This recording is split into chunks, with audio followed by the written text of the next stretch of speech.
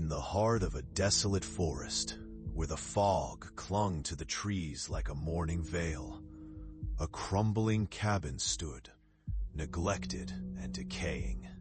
Its windows, long shattered, resembled empty eye sockets, gazing hopelessly into the gloom. Legend whispered of a curse that ensnared those who dared to enter, claiming that the forest hungered for souls, and it had no intention of letting any escape. One chilly evening, driven by a mix of curiosity and dread, Clara ventured towards the cabin, her flashlight flickering like the last heartbeat of a life slipping away. The air was thick with the scent of damp earth and something sweet, almost like rotting fruit.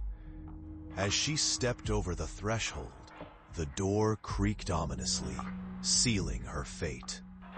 Inside, the silence was oppressive, wrapped in layers of dust. Clara's heart raced as she explored, her fingers brushing against the walls, which seemed to pulse under her touch. With each step deeper into the darkness, she felt a presence, an unseen watcher lurking just beyond the edges of the beam of her light. Shadows twisted and curled with a life of their own, taunting her, whispering secrets she could not comprehend. Suddenly, a cold breath swept through the room, extinguishing her light and plunging her into suffocating darkness. Panic surged and she fumbled, desperately trying to reignite her flashlight. But it was as if the darkness itself held her captive. The temperature dropped sharply, and a cacophony of whispers echoed around her, each voice vying for attention, each word laced with despair. Then came a chilling realization. She was not alone. There was something in the cabin, something that had been waiting. Soft, shuffling sounds grew louder, and she could feel the weight of many eyes upon her, pressing in from all sides. Every instinct screamed at her to flee, yet her body betrayed her, roots of fear anchoring her to the spot.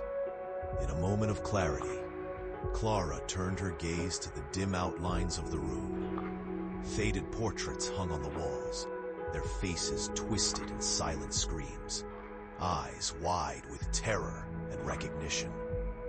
They looked just like her. Panic turned to terror as she realized their mouths moved in rhythm with the whispers, forming a symphony of lost souls. In that suffocating darkness, she understood. The forest did not just hunger for souls, it sought to collect them. The shadows were not hostile, but rather a canvas, painted with the despair of those who had come before. The weight of their anguish mingling with her own as she felt herself slipping away, becoming part of the choir of misery.